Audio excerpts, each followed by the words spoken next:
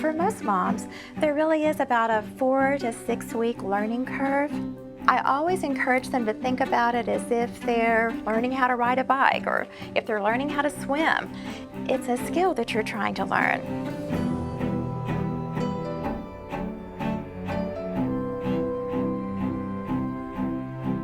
Right after delivery, the bedside nurse will assist the mom in placing her baby skin to skin, and the nurse will assist with positioning and latch. If the baby is struggling or mom is struggling to get the baby latched on, they may call in the lactation consultant to assist. We check back regularly with the mom, and all the baby's feedings are documented throughout the hospital stay. You want to make sure the baby is latched on comfortably, that the baby is suckling and swallowing. You're looking for the rhythm in their feeding, and when the baby is content and finished the feeding, they usually will relax and fall off the breast.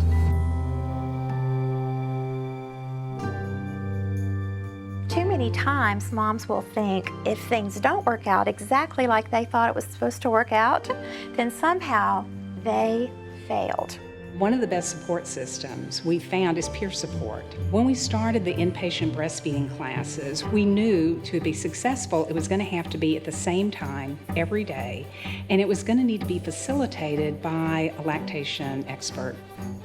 And so they're able to voice concerns that they have, and they hear that all these other mothers are having the same concerns they do.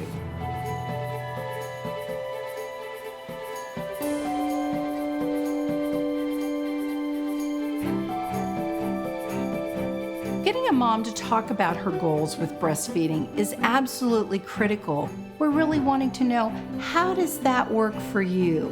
What is that going to be like for you? So that we find out if they're going back to work, if they have other challenges. Then I want to give them the information about how are they going to actually achieve that goal.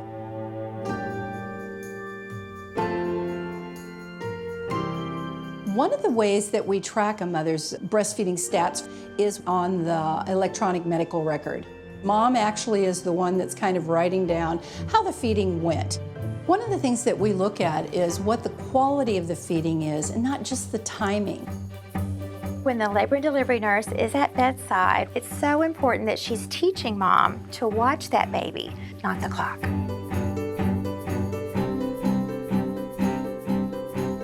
Hand expression and spoon feeding are skills that we want every mother to have a successful journey to breastfeeding.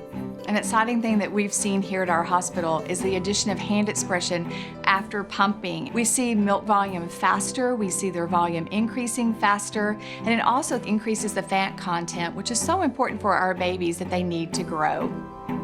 A lot of times our moms went home and they experienced engorgement at home where it's difficult to manage. The exciting thing about hand expression is we see moms engorged in the hospital because their milk is in faster and it's more volume, and so we can help them manage that before they get home and have problems.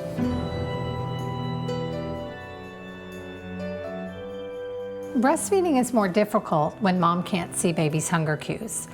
In order for a mom to establish her milk supply, she needs to stimulate that milk supply frequently.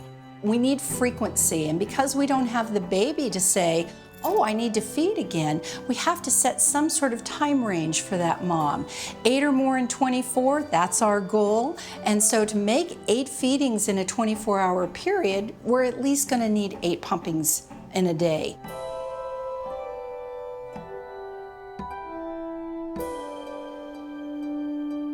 If a mom is experiencing some breastfeeding challenges and it's time for her to go home, we will sit down with her and come up with a concrete plan for how she can proceed.